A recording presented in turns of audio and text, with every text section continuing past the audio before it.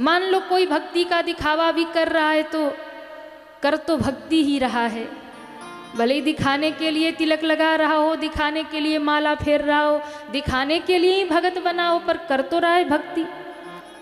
आज दिखावे के लिए कल कर रहा है, हो सकता है कल सच में भक्ति भीतर आ जाए। इसलिए कभी भी किसी संत महात्मा को बोलने से पहले समझ जाइए ये सिद्ध है कि नहीं है। हम कौन होते हैं बोलने वाले, सच्चा है कि झूठा है, हम कौन होते बोलने वाले। इसलिए कभी भी भगवान के भक्त का अपराध मत करिए। यदि भक्त का अपराध कर दिया, जानकी जी के चरणों में राम कथा में प्रसंग आता है, जानकी जी के चरणों में जयंत ने चोंच मारा कौए का रूप बनाकर, मेरे राम ने सीक बाण सायक संधाना, सीक का बाण उसके पीछे फेंका ना, त्रैलोक में कोई बचाने वाला नहीं मिला। इंद्र का बेटा था। राम कथा के भी बड़े अद्भुत प्रसंग है महाराज। अभी तो आज सुबह ही हमारे रोहिया जी के परिवार में खूब चर्चा हुई राम कथा पे, और नित्य ही कुछ न कुछ सत्संग होता रहता है। कभी राम कथा हो ना, ऐसे ऐसे गूढ़ तत्व हैं। हमने आपको कहा आप रामायण पढ़िएगा। क्यों? रामायण में सुपनखा भी महाराज धर्म का उपदेश दे रही है। आप रामायण पढ़िए, बाली ने भी भगवान को धर्म का उपदेश दिया। धर्म हेतु अवतरेहु गोसाई, मारेहु मोहि व्याध की नाई, मैं बैरी सुग्रीव प्यारा, कारण कवन नाथ मोहि मारा। राम जी को धर्म का उपदेश बाली ने भी किया है। रावण ने हनुमान जी को मर्म का उपदेश किया है, धर्म का। मारीच भी कहीं न कहीं बहुत नीति का उपदेश करता है। रामचरितमानस का एक एक पात्र बड़ा अद्भुत है महाराज। और मैं कहूँ सारे शास्त्र अगर एक साथ आपको समझना है ना, तो कभी राम कथा सुनिए, रामचरितमानस सुनिए। सारे शास्त्रों का निचोड़ आपको रामचरितमानस में मिल जाएगा। गीता भागवत जितने भी हैं सब रामायण में मिल जाएगा आपको। गोस्वामी जी ने बहुत अद्भुत रचना की है। जयंत के पीछे भगवान ने बाण छोड़ा, इसलिए नहीं छोड़ा। भगवान ने कहा तू मेरा अपराध करता तो मैं तुझे छोड़ देता, पर तूने जानकी जी पर प्रहार किया। सीता जी भक्ति हैं, और भक्ति और भक्त पर जब आफत आती है तो मेरे ठाकुर जी फिर उसे क्षमा नहीं करते। तो मेरे भगवान क्षमा कर देते हैं इंद्र को। और क्षमा करने का एक कारण ये था कि भगवान ने कहा चलो कोई बात नहीं, तुमने ब्रजवासियों से उनको दंड देने की सोची कि उन्होंने तुम्हारी पूजा नहीं की, लेकिन फिर भी इन 7 दिन और 7 रात में मेरे भक्त मेरे पास आ गए, मेरे नज़दीक आ गए। सारे ग्वाल बाल मेरे साथ रहे, तो कहीं ना कहीं तुमने मेरे भक्त को मेरे निकट कर दिया, इसलिए मैं तुम्हें क्षमा करता हूँ। और फिर कथा आती है, एक बार नंद बाबा ने एकादशी का व्रत किया। एकादशी का व्रत देखो नंद बाबा भी करते। समस्त जीवों को एकादशी का व्रत करना चाहिए। नंद बाबा ने एकादशी व्रत किया, और कहते हैं जब एकादशी व्रत किया तो उनको दूसरे दिन जब पारण करना था, नंद बाबा को ऐसा आधी रात को ऐसा लगा कि भोर है। कभी कभी भ्रम हो जाता है। अच्छा, पहले के समय में तो घड़ी होती नहीं थी, लोग तारे देख करके रात्रि का पता करते थे। चंद्रमा इधर से उधर चला गया यानी भोर हो गया, अभी बीच में है तो अर्धरात्रि, ऐसे पता होता था।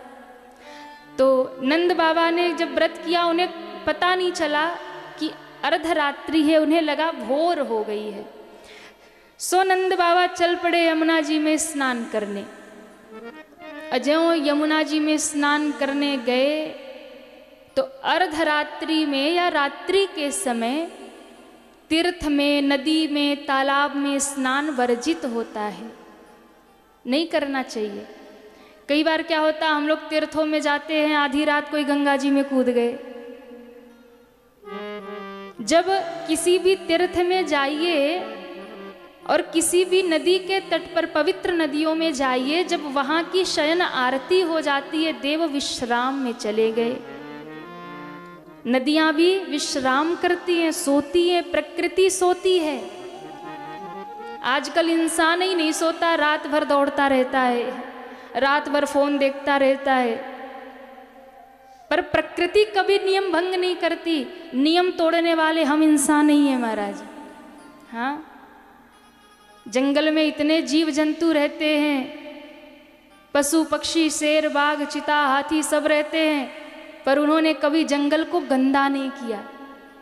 हम इंसान तीर्थों में पहुंच जाएं तो तीर्थ को गंदा कर देते हैं, जंगल में पहुंच जाएं तो जंगल को गंदा कर देते हैं।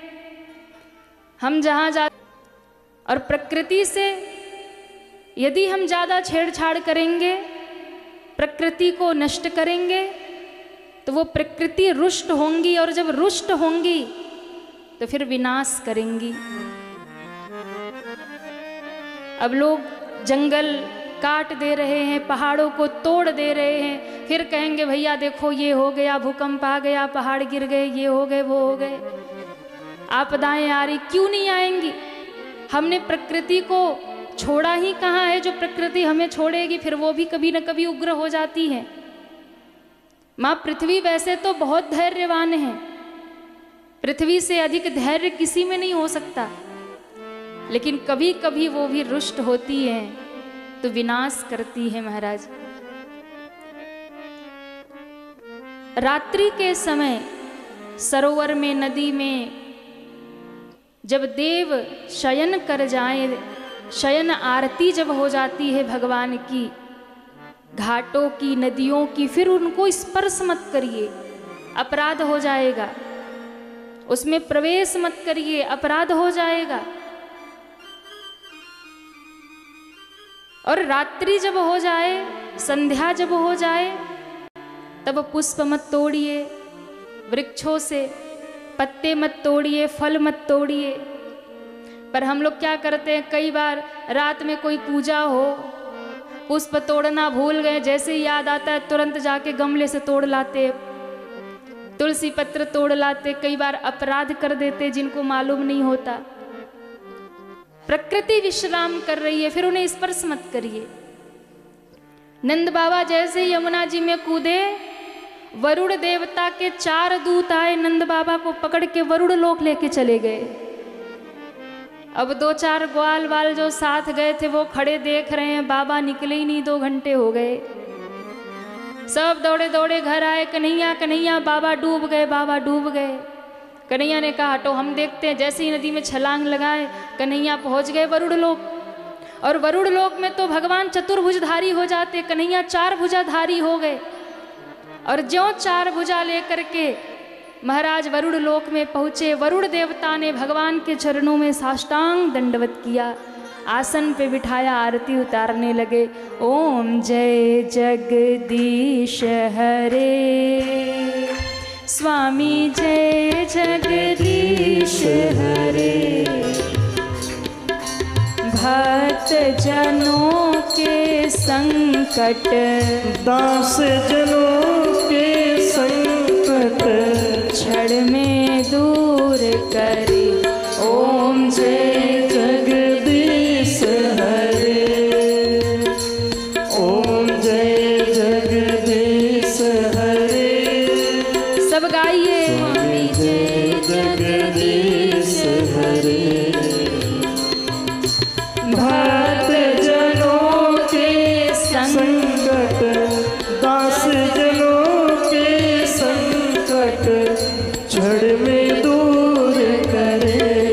ओम जय जगदीश हरे, ओम जय जगदीश हरे, ओम जय जगदीश हरे। बोलिए चतुर्भुजधारी भगवान की जय हो। जैसे ही महाराज आरती हुई और कहते हैं, भगवान की स्तुति करने लगे, प्रभु कैसे पधारे। ठाकुर जी ने कहा हमारी तो बड़ी पूजा कर रहे हो, पर हमारे बाबा को बांध के रखे हो। आपके बाबा? बोले हाँ, जिनको बांध के रखो हमारे पिताजी हैं, छोड़ो इनको। अरे प्रभु अपराध हो गया, ये रात्रि में शायद प्रवेश किए जल में, सो दूत पकड़ ले आए, मुक्त कर दिया नंद बाबा को। पर भगवान वरुण देवता से बड़े प्रसन्न हुए। भगवान ने कहा कि मैं अति प्रसन्न हूँ। क्यों? क्योंकि तुमने नियम का पालन किया। भले ही अपराध करने वाले मेरे पिता हैं, पर आपने उन्हें दंड दिया, इसलिए मैं प्रसन्न हूँ। जो भी अपराध करेगा वो दंड का भागी होगा, भले ही वो मेरे पिता ही क्यों ना हो। अब आप सोचिए कि छोटा सा अपराध नंद बाबा ने किया, अनजाने में किया, और वो नंद बाबा जो भगवान के पिता बनने का सौभाग्य प्राप्त किए हैं, उनको भी अपराध यदि हुआ तो दंड मिला। श्री दशरथ जी महाराज के यहाँ ब्रह्म बेटा बनकर आया, भगवान बेटा बनकर आए, राम बनकर के आए, लेकिन कर्म का फल तो उन्हें भी मिला। श्रवण कुमार के माता पिता ने जब उन्हें श्राप दिया कि पुत्र के वियोग में जब हमारा तन छूट रहा है ना, हे दशरथ, तुम्हारे 4 बेटे होंगे, पर जब प्राण निकलेंगे तो तुम्हें भी पानी देने वाला एक भी बेटा तुम्हारे पास नहीं होगा, और पुत्र के विरह में, पुत्र के वियोग में तुम्हारे प्राण हो जाएंगे। सो दशरथ जी के प्राण भी पुत्र के वियोग में गए। राम लक्ष्मण दोनों भैया वन को चले गए, भरत शत्रुघ्न दोनों ननिहाल चले गए। उसी समय वनवास हुआ, भगवान वन को गए और पुत्र के वियोग में दशरथ जी के प्राण गए। जरा विचार करिएगा, कर्म का फल मिलता ही मिलता है। इसलिए हम लोग ये ना सोचे कि भैया आज की दुनिया है, जो जी में आए सो करो, कौन देखा है स्वर्ग और नरक कहाँ है। कई बार लोग कहते हैं ना, जिंदगी है खुल के जियो भाई, कौन जानता स्वर्ग नरक कहाँ है, खूब मनमानी करो। तो भैया करते रहो मनमानी। शास्त्र प्रमाण है कि जब नंद बाबा नहीं बचे, जब दशरथ जी नहीं बचे, तो हम और आपकी औकात ही क्या है महाराज। हाँ, हम सब की औकात ही क्या है, जिसके बेटा भगवान बन के आए। भगवान ने कहा मैं अति प्रसन्न हूँ। भगवान नंद बाबा को लेकर आते हैं। अब तो सारे ग्वाल वालों में हल्ला हो गया, बोले हमारा शक सही था। सब ने कन्हैया को घेर लिया और कहा एक बात बताओ कन्हैया, तुम भगवान हो क्या? भगवान ने कहा काहे को हाथ मुंह धो के मेरे पीछे पड़े हो, मान लो मैं भगवान ही हूं तो करना क्या है। ग्वाल वालों ने कहा भैया देख तू भगवान है सो बने रहे भगवान, पर हाँ हम एक इच्छा रखते हैं, अगर तू भगवान है ना तो एक बार हमें बैकुंठ का दर्शन करवा दे। भगवान ने कहा अच्छा बैकुंठ देखना है, सब डुबकी लगाओ। जैसे सबने डुबकी लगाई, नेत्र खोला तो सब बैकुंठ पहुंच गए। और बैकुंठ में ग्वाल वालों ने देखा कि भैया भगवान शेष, कहा भैया है तो बहुत गजब, पर अपना कन्हैया कहीं दिखाई नहीं देता। शेष सैया पे भगवान नारायण को देखा दूर खड़े, बोले ये जो सो रहे ना इनकी शकल थोड़ी थोड़ी कन्हैया जैसी लगे। एक ने कहा पास चल के देखे क्या। थोड़े नजदीक जाने की कोशिश की, द्वारपालों ने रोक दिया, बोले सावधान इसके आगे नहीं जा सकते। ग्वाल वालों ने दूर से ही दर्शन किया, बोले वहां ब्रज में तो चोरी करते फिरते और यहाँ एकदम ठाट बनाए पड़े, ऐसा लग रहा बहुत बड़े आदमी है यहाँ बन गए आके। अब भैया कोई किसी से बोले नहीं। ग्वाल वालों ने कहा यहाँ तो कोई किसी से बात ही नहीं करता। एक दो पार्षदों को कहा राम राम, वो कुछ बोले नहीं महाराज। तो किसी ने कहा कोई बात ही नहीं करता, दूसरे ने कहा भैया हो सकता है यहाँ की भाषा कोई अलग हो। अब हर जगह की भाषा भी अलग अलग होती है ना, कोई राम राम कहता है, कोई सीता राम कहता है, कोई राधे राधे कहता है, कोई जय श्री कृष्ण कहता है, कोई हर हर महादेव कहता है, तो कोई हाय हेलो बाय बाय कहता है। हाँ, सबकी अलग अलग बोलने की भाषा होती है। ग्वाल बालों ने सब वैभव तो देखा पर मन नहीं लग रहा कन्हैया के बिना। सब ब्रज को याद करने लगे और ज्यों ब्रज को याद किया सोई महाराज सरोवर से निकल करके बाहर आ गए। बाहर देखा कन्हैया खड़े मंद मंद मुस्कुरा रहे थे। ठाकुर जी ने कहा, कहो कैसी रही, बैकुंठ हमारा कैसा लगा? ग्वाल बालों ने कहा, भैया क्या बताए, वहां तो तेरे बड़े ठाट हैं, काऊ तेरे पास ना जा पावे, दूर से दर्शन करे, सब तेरी स्तुति गावे, तेरी प्रार्थना करे, तू आंख खोल के भी ना देखे।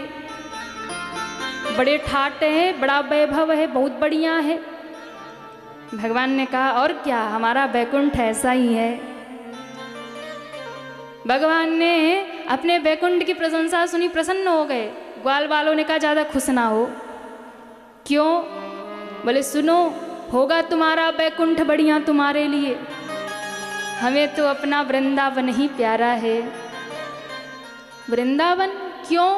भैया वहाँ काऊ तुमसे बात ना करे, काऊ तुम्हारे पास ना जावे, तुमसे तो बढ़िया, बैकुंठ से तो बढ़िया अपना वृंदावन है। हम तुम्हारे साथ खावे, तुम्हारे साथ खेले, तुम्हारे साथ गैया चरावे, तुम्हारे साथ हम माखन चुरावे, खूब मस्ती करे, तो भैया बैकुंठ से अच्छा तो वृंदावन ही है। इसलिए बैकुंठ निवासी भगवान बड़े दुर्लभ हैं, पर वृंदावन विहारी भगवान बड़े सुलभ हैं, बड़े सरल हैं। ग्वाल बालों ने कहा, भैया यहाँ तो तुम्हारा संग मिलता है हमें, इसलिए हम तो सदैव ब्रज ही चाहेंगे, हम तो सदैव तुम्हारा संग ही चाहेंगे, हमें तो बैकुंठ की दरकार नहीं है।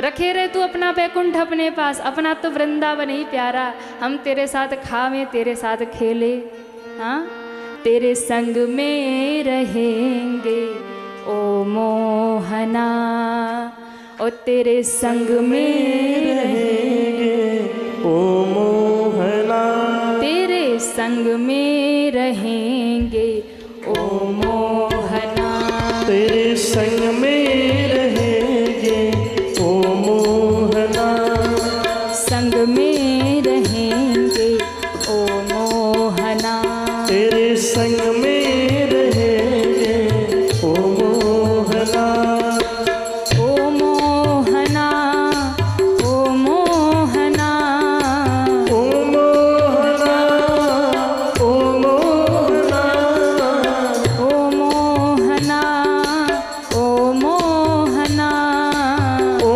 मोहना, ओ मोहना, तेरे संग में रहेंगे श्री राधे, मोहना।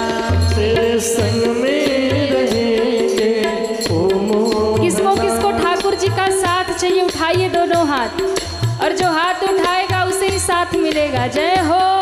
श्री राधे,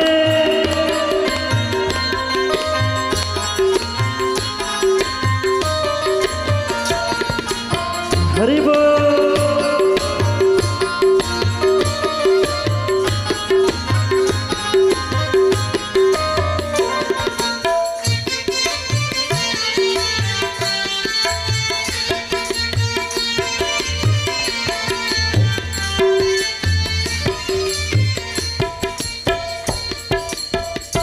तुम चंदन बनो हम पानी बने, तुम चंदन बनो हम पानी बने, तुम चंदन बनो हम पानी बने, तुम चंदन बनो हम पानी बने। और कहाँ मिलेंगे?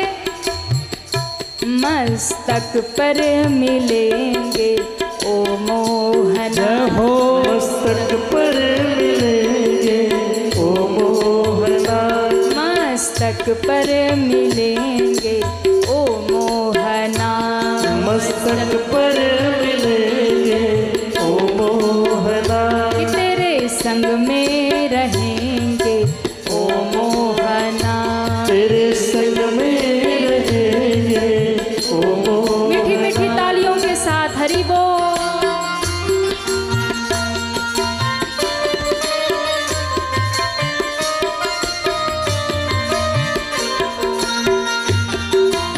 श्री राधे।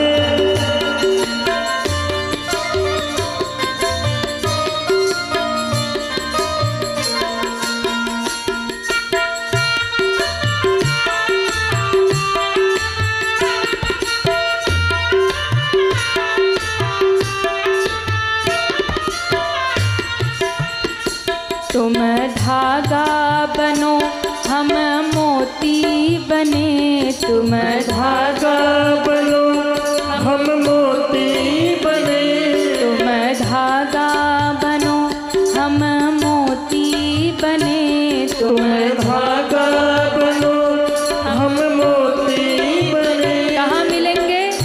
माला में मिलेंगे ओ मोहना, माला में मिलेंगे ओ मोहना, ओ तेरे संग में रहेंगे ओ मोहना, तेरे संग में रहेंगे ओ मोहना, ओ मोहना, ओ मोहना, ओ मोहना, ओ मोहना, ओ मोहना, ओ मोहना, ओ मोहना, ओ मोहना।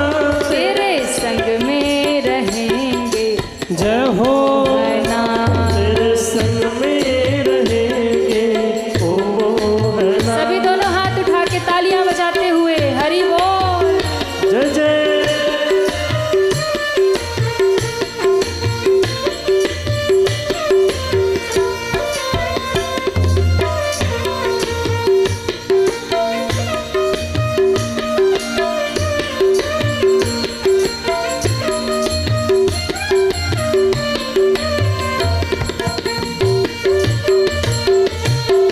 श्री राधे।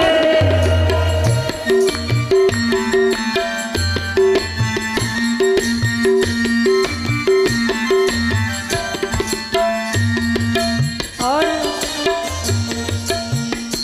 तुम वक्ता बनो हम श्रोता बने, तुम वक्ता बनो हम श्रोता बने, तुम वक्ता बनो हम श्रोता बने, तुम वक्ता बनो हम श्रोता बने। भागवत में मिलेंगे ओ जय मोहन। हो, भागवत में मिलेंगे ओ मोहना, दोनों हाथ उठा के ओ तेरे संग में रहेंगे ओ मोहना, तेरे संग में रहेंगे ओ मोहना, भागवत में मिलेंगे ओ मोहना, भागवत में मिलेंगे ओ मोहना, तेरे संग में रहेंगे ओ मोहना, तेरे संग में रहेंगे ओ मोहना, ओ मोहना, ओ मोहना। ओ मोहना, ओ मोहना, ओ मोहना। आवाज बड़ी धीरे आ रही है। नींद आ रही है क्या? पीछे वालों को नींद आ रही है? नहीं? कोई व्रत है? नहीं? मौन व्रत है? अरे तो फिर गाइए ना।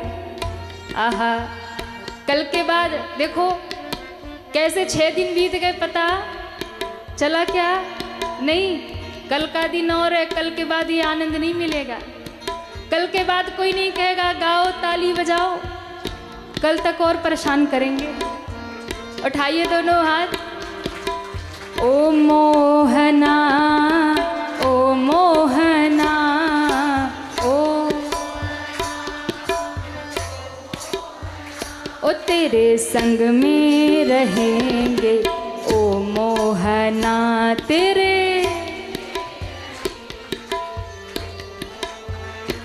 तुम वक्ता बनो हम श्रोता बने, तुम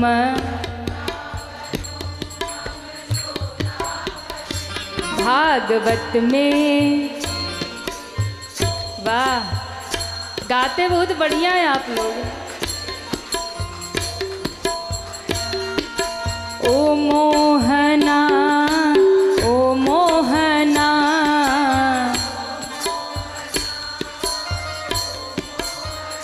कि तेरे संग में रहेंगे। ओ मोहना, तेरे संग में रहेंगे। ओ मोहना, संग में रहेंगे। ओ मोहना, तेरे संग में रहेंगे। ओ मोहना, तेरे संग में रहेंगे। ओ मोहना, ओ मोहना, ओ मोहना। बोलिए कृष्ण कन्हैया लाल की जय हो।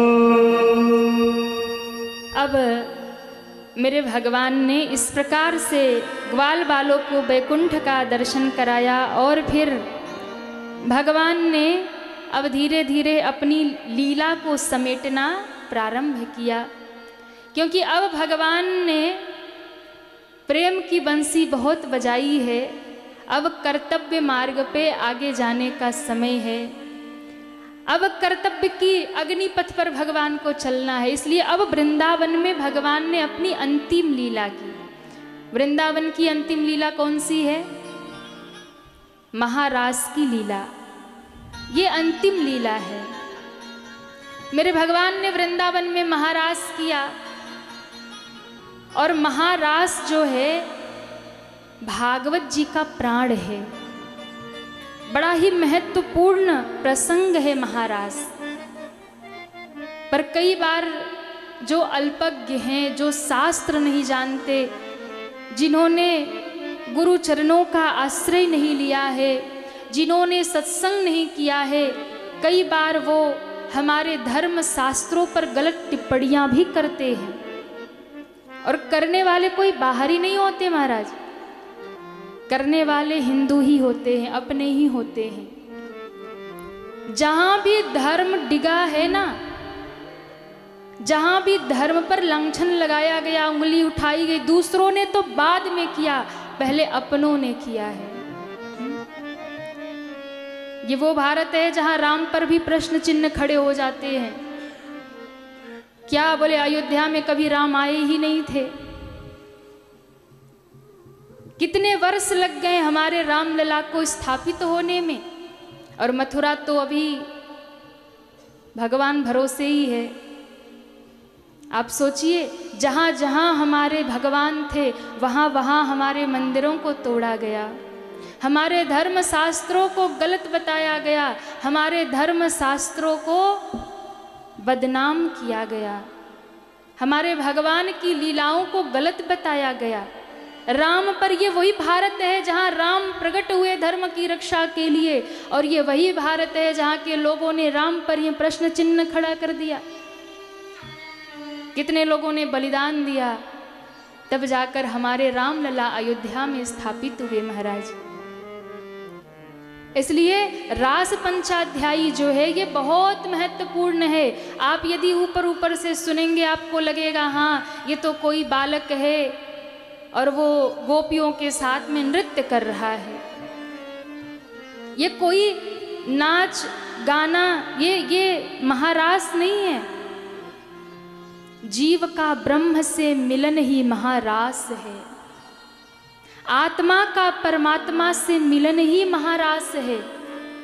ये महारास कोई काम लीला नहीं है, ये महारास काम विजय की लीला है। भगवान ने काम पर विजय प्राप्त किया, उसे उल्टा लटका दिया। काम ने आकर के भगवान को चैलेंज कर दिया, मैंने त्रैलोक को जीता है, अब तुम्हें जीतूंगा। अच्छा, भगवान ने चैलेंज स्वीकार क्यों किया?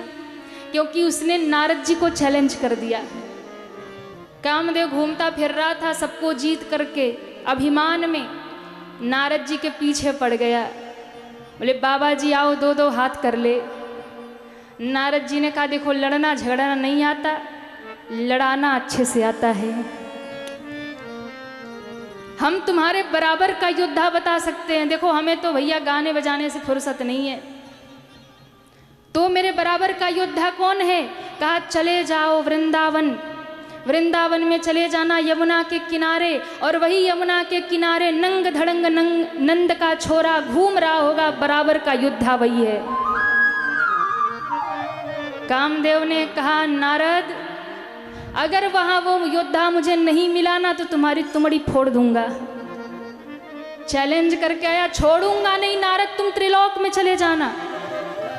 चैलेंज कर दिया। इधर नारद जी भागे और कहा प्रभु अब तो आप ही बचा सकते हैं मुझे, मेरे पीछे पड़ गया है।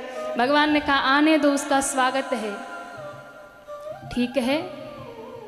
अब महाराज क्या हुआ, कामदेव आया तो देखा ठाकुर जी घूम रहे थे यमुना के किनारे। देखते ही कहा अरे ये छोटा सा नन्हा सा छोरा, ये योद्धा है, ये युद्ध करेगा मुझसे।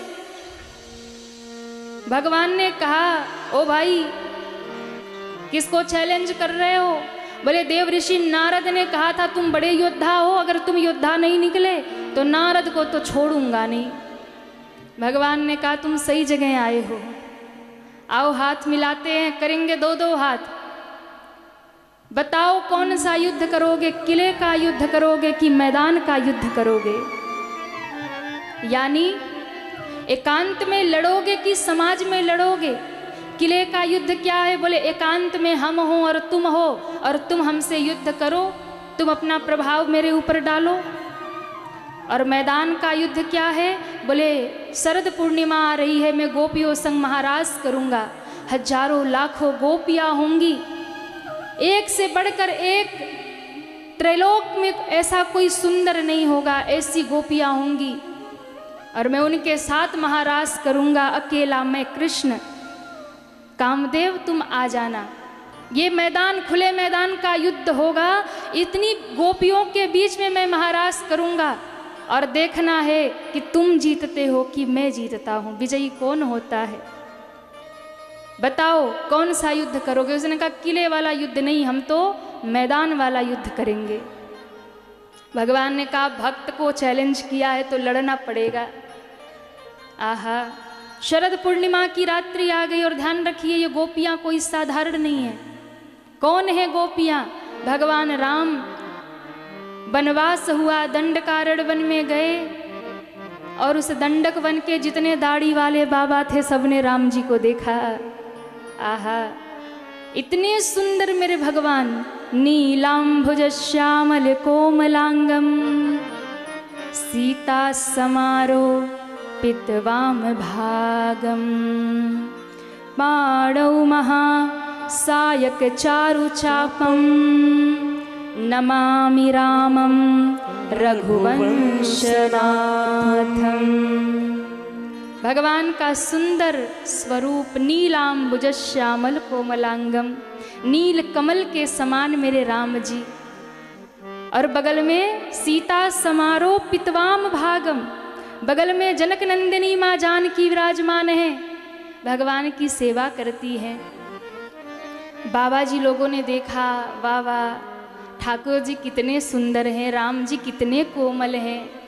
काश हमें भी ऐसा सौभाग्य मिलता कि जिस भाव से माँ जानकी भगवान की सेवा कर रही है, हम भी भगवान को स्पर्श करते, उनकी सेवा करते।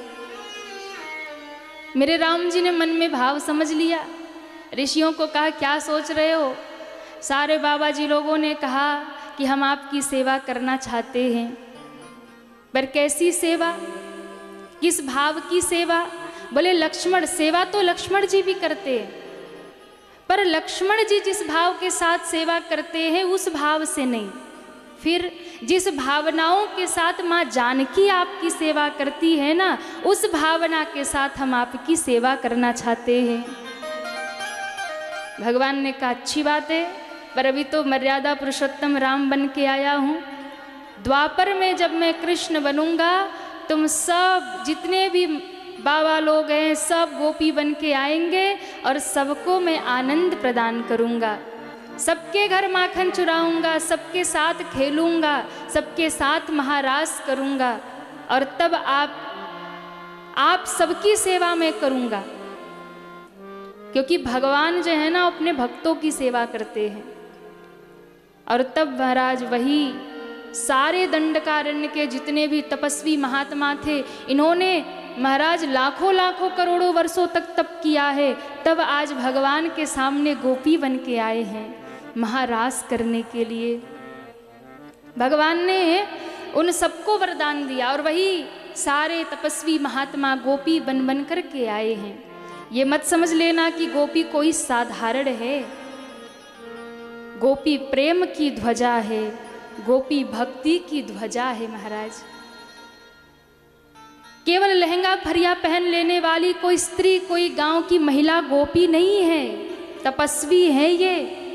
बड़ी तपस्या के बाद फिर ये गोपी बन के आई है, भगवान के आसपास घूमती हैं, उन्हें गाली भी देती हैं, उलाहना भी देती हैं, बांध भी देती हैं। बड़ी तपस्या की है। आज शरद पूर्णिमा की रात्रि मेरे ठाकुर जी ने कदम्ब के नीचे एक पांव के ऊपर दूसरा पांव रखा, अधरों पर बांसुरी रखी है और श्री ठाकुर ने अर्धरात्रि में वेणु वादन किया है।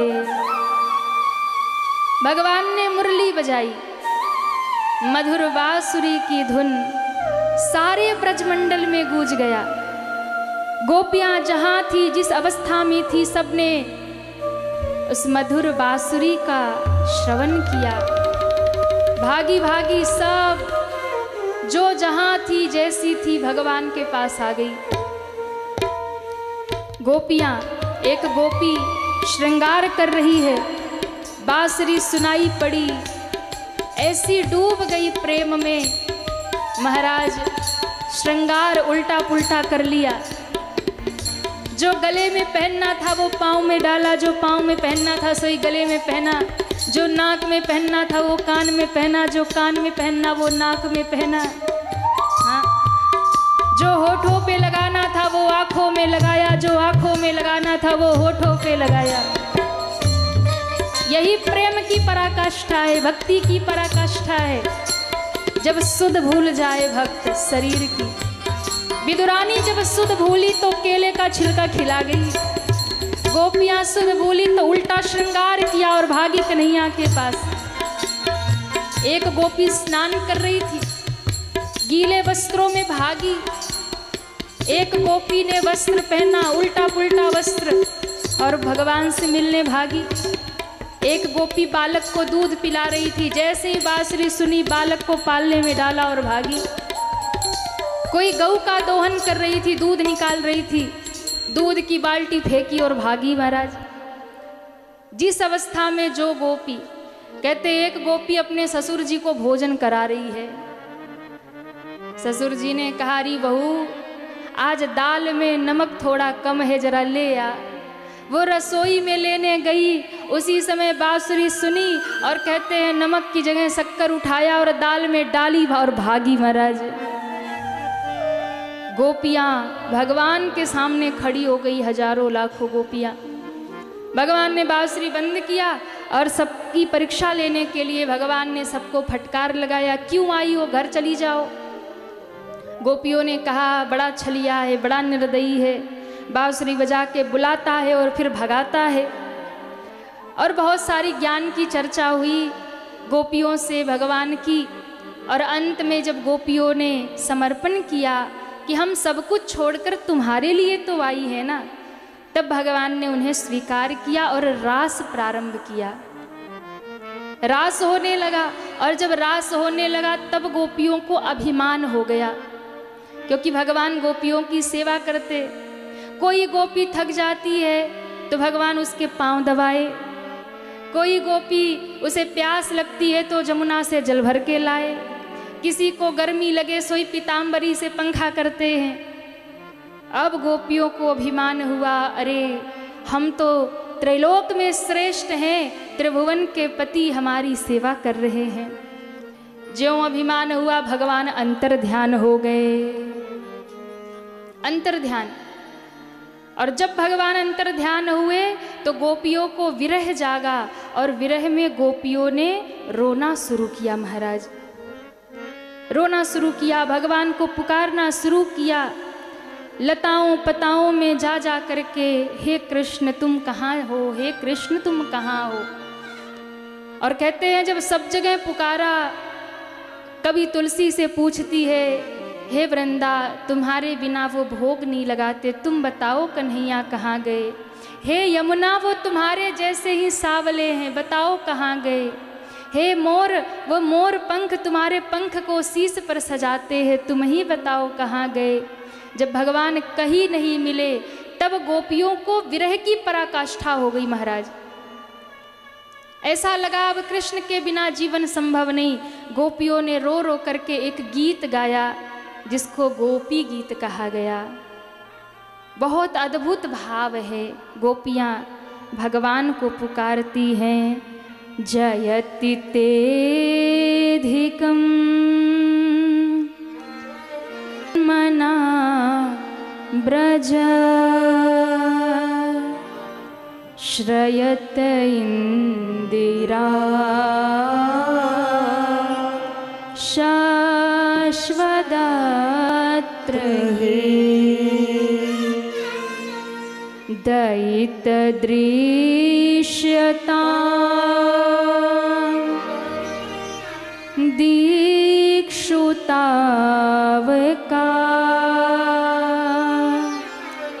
स्त्वयि धृता सत्वा त्वां विचिन्वते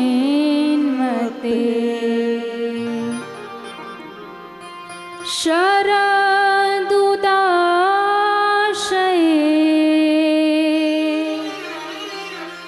साधुजात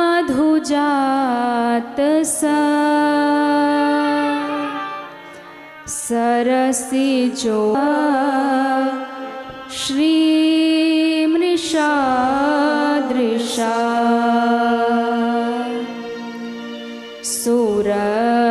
सुरतनाथ ते अशुल्क दासिका वरद विघ्नतो नेह किं बभ। बहुत विस्तृत भाव गोपियों ने गाया। हे कृष्ण, जब से तुम्हारा जन्म ब्रज में हुआ है, बैकुंठ की अधिष्ठात्री देवी लक्ष्मी का भी निवास वृंदावन में हो गया है। हम तुम्हारे लिए सब कुछ छोड़ करके, अपने पति बंधु बांधव पुत्र पिता सब छोड़ के एक केवल और केवल तुम्हारी शरण में आई हैं। हम तुम्हारी बिन मोल की दासी हैं। ऐसा नहीं कि हम तुम्हारा दासत्व करती हैं तो तुमसे कुछ मोल लेती हैं। अशुल्क दासिका, बिना मोल की दासी हैं हम तुम्हारी। और यदि तुम उस नेह को अस्वीकार करके चले गए हो तो हम उसी नेह के वशीभूत होकर मरेंगे और पाप तुम्हें लगेगा। क्या तुम हमारे उस नेह का वध करोगे, हमारे प्रेम का वध करोगे? अद्भुत विरह में गोपियां रोने लगी। तो किसी ने कहा कि जब इतना विरह है तो गोपियां भगवान के विरह में प्राण क्यों नहीं त्यागती? जब इतना विरह है कि विरह की पराकाष्ठा में पहुंच गई, प्राण कंठ तक आ गए पर निकलते नहीं महाराज। क्यों नहीं गोपियों का प्राणांत हो रहा? गोपियों ने कहा कि हम मरना तो चाहती हैं, इस कृष्ण के विरह को कौन सह पाएगा, उसके बिना कौन जी पाएगा। मरना तो चाहती है लेकिन मर ही नहीं पाती है। क्यों? क्योंकि कृष्ण की कथा जो है ना वो अमृत है। और जब हम कृष्ण की कथा सुनती है ना तो कथा सुन करके जैसे मरते हुए को अमृत मिल जाए, प्यासे हुए को जल मिल जाए ना, वैसे ही हमें कथा से एक सहारा मिल जाता है। और कृष्ण मिलन की जो अंदर अग्नि जल रही है वो और प्रवाहित होती है। मन को लगता है यदि देह छूट गया और कहीं कृष्ण मिलने आ गए तो मिल कैसे पाऊंगी, उससे मिले बिना शरीर का त्याग भी कैसे करूं। एक आस जग जाती है ये कथावाचक लोग जब उनकी कथा सुनाते हैं, उस कथा अमृत को सुन करके आस जग जाती है, आज नहीं तो कल कृष्ण मिलेंगे, प्रभु मिलेंगे, और इसी आस में फिर हम मर भी नहीं पाती हैं। और बहुत सुंदर गोपियाँ कहती हैं, तब कथामृतम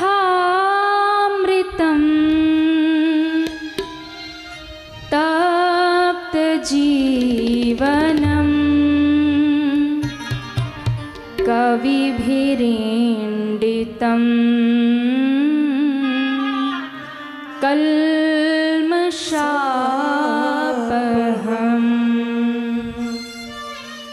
श्रवणमङ्गलम्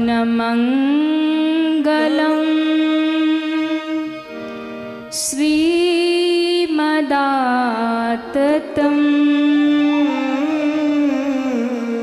भुवि गृह्णान्ति ते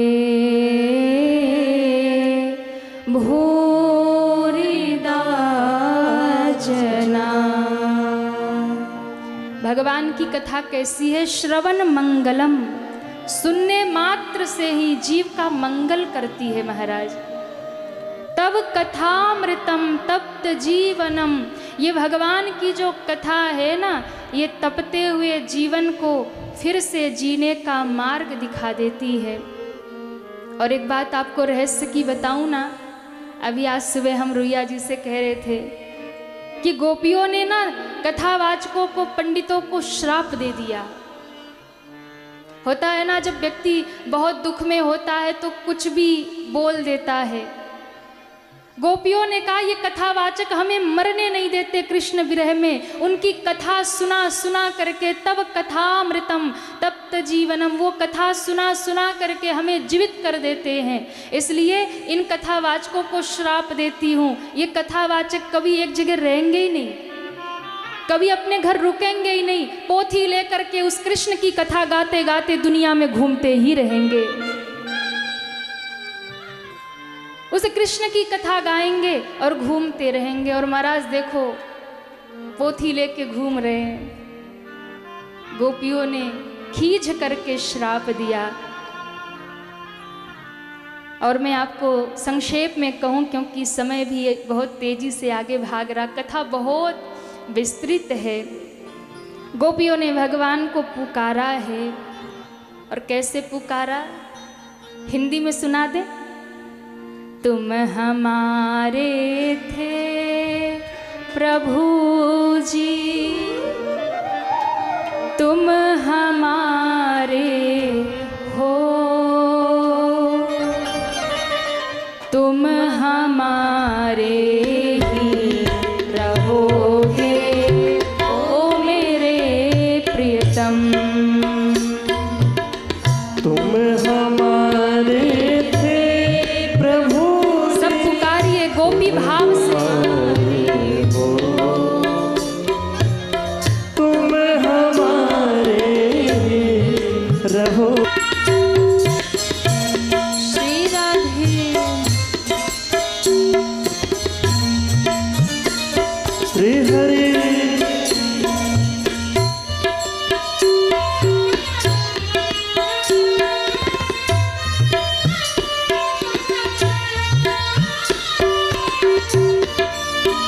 हे कृष्ण।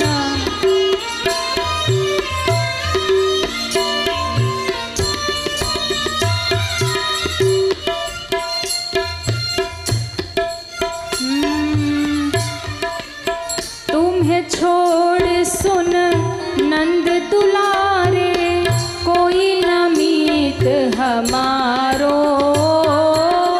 तुम्हें छोड़ सुन नंद दुलारे, कोई नहीं है हमारो।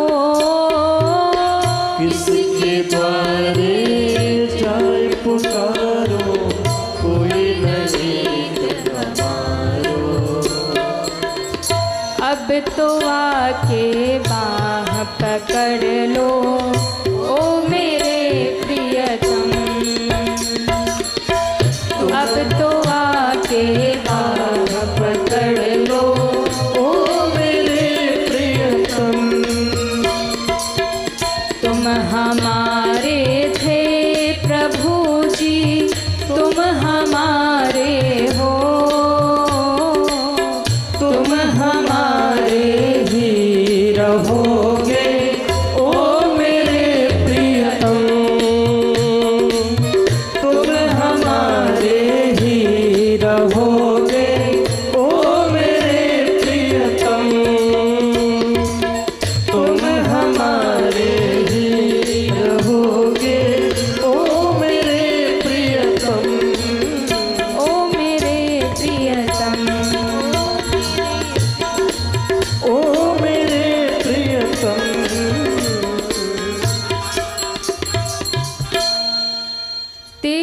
कारण सब जग छोड़ा, तुम संग नाता जोड़ा।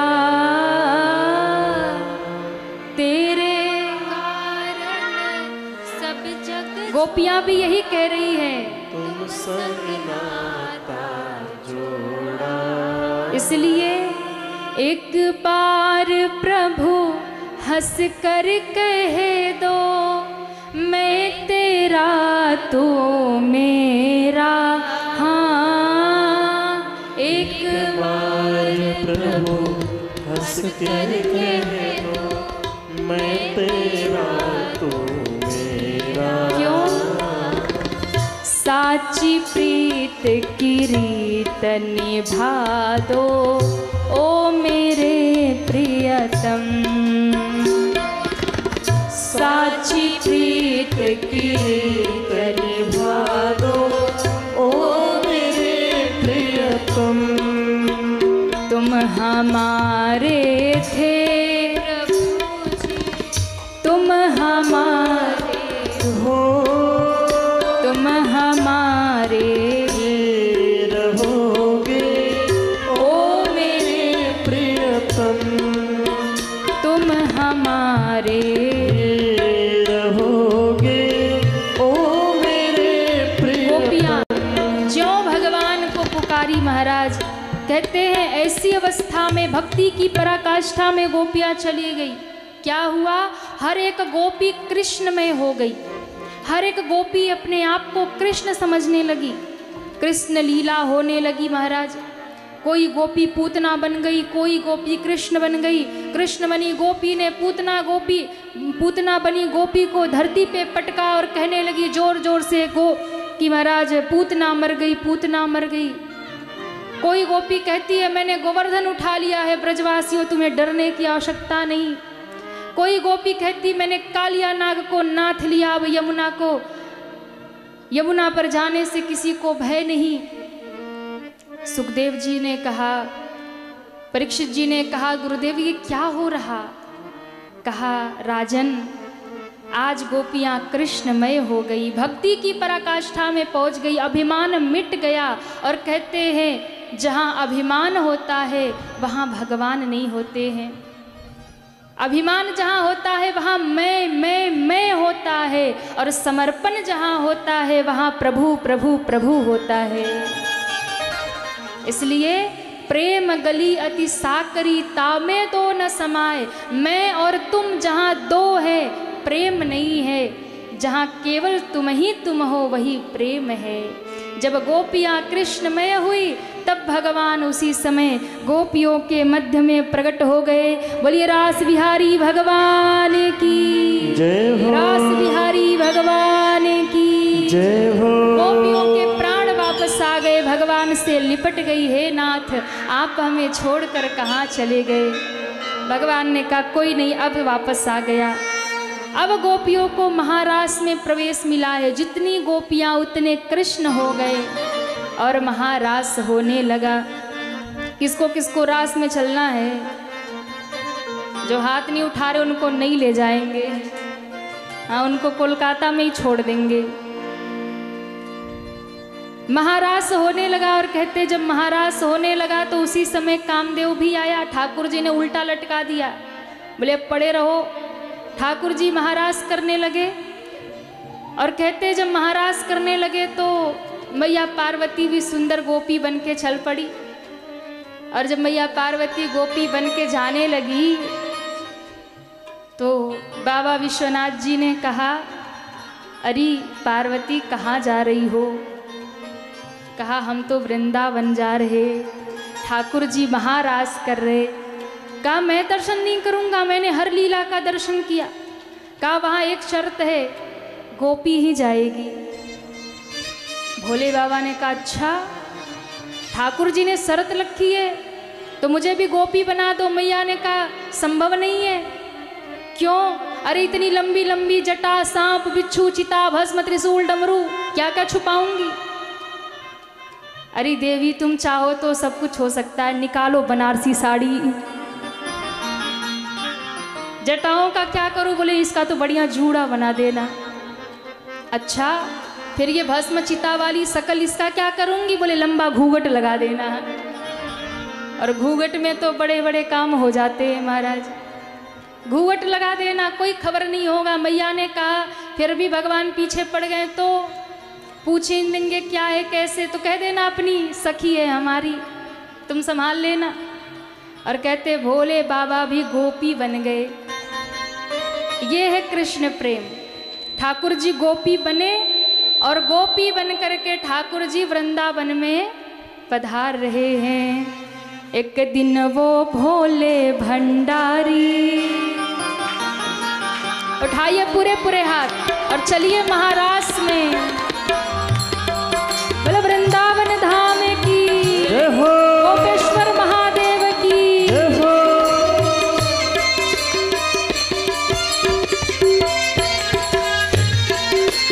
जय महादेव।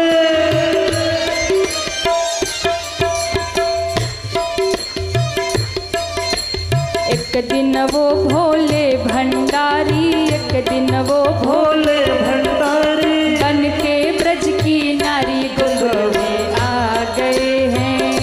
गोकुल में आ गए हैं, वृंदावन आ गए हैं।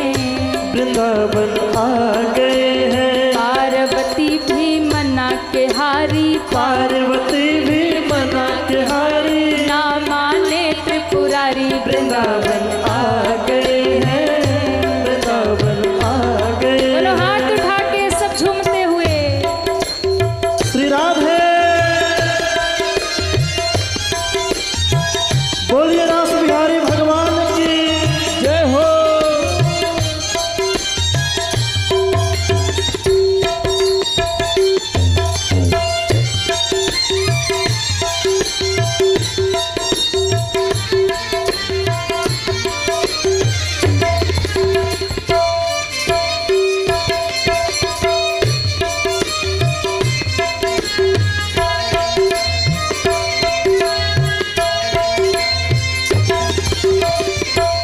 और शंकर भगवान कहने लगे, पार्वती से बोले मैं भी चलूंगा तेरे संग में, ओ तेरे संग में पार्वती से बोले मैं भी चलूंगा तेरे संग में, तेरे संग में। राधा संग श्याम नाचे मैं भी नाचूंगा तेरे संग में, ओ तेरे संग में। राधा संग श्याम नाचे मैं भी नचूंगा तेरे संग में, तेरे संग में। रास रचेगा ब्रज में भारी, रास रचेगा ब्रज में भारी, रास रचेगा ब्रज में भारी। रास रचेगा ब्रज में भारी। हमें दिखाओ प्यारी, वृंदावन आ गए हैं, वृंदावन आ गए हैं। एक दिन वो भोले भंडारी बन के ब्रज की नारी वृंदावन आ गए हैं, वृंदावन हरि आ बोल। गए। सभी मीठी मीठी तालियां बजाते हुए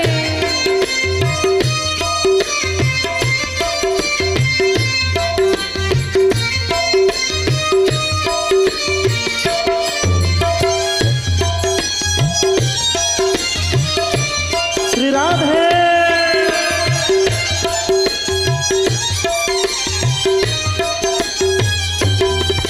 बोलिए, वृंदावन धाम की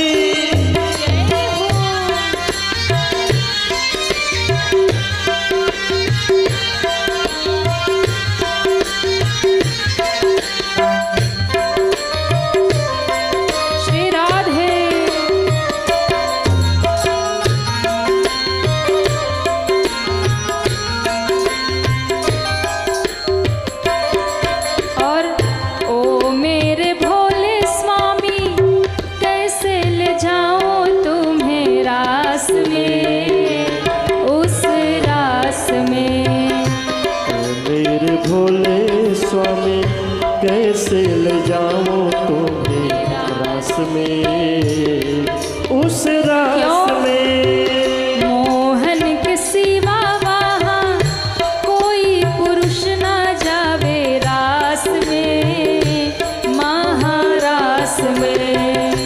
मोहन के सिवा वहाँ कोई पुरुष न जाए रास में, महारास में। हंसी करेगी ब्रज की नारी, हंसी करेंगी ब्रज की नारी, मानो बात हमारी। जय हो आ गए वृंदावन आ गए।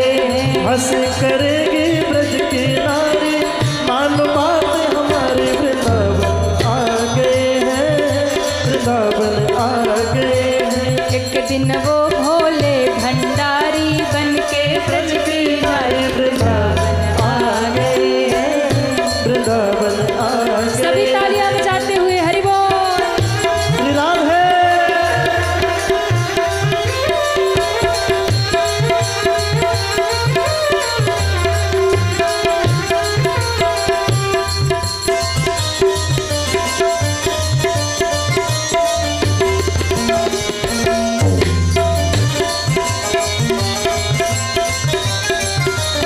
हरि बोल।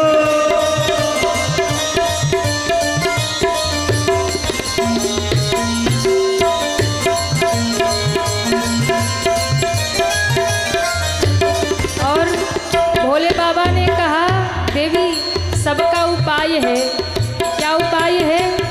ऐसा बना दो मुझको कोई न जाने इस राज को, इस राज को ऐसा बना दो मुझको कोई न जाने इस राज को, इस राज को। मैं हूँ सहेली तेरी ऐसा बताना ब्रिज राज को, ब्रिज राज को। मैं हूँ सहेली तेरी ऐसा बताना ब्रिज राज को, ब्रिज राज को। बना के जूड़ा पहन के साड़ी, बना के चूड़ा पहन के साड़ी, चाल चले मतवारी वृंदावन आ गए हैं, वृंदावन आ गए हैं। एक दिन वो भोले भंडारी बन के ब्रज की नारी वृंदावन आ गए हैं, वृंदावन आ गए हैं, वृंदावन आ गए हैं, वृंदावन आ गए हैं।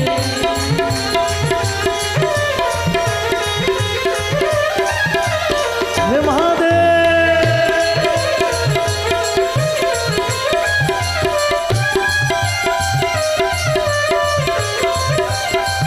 बोले दास बिहारी भगवान की जय हो।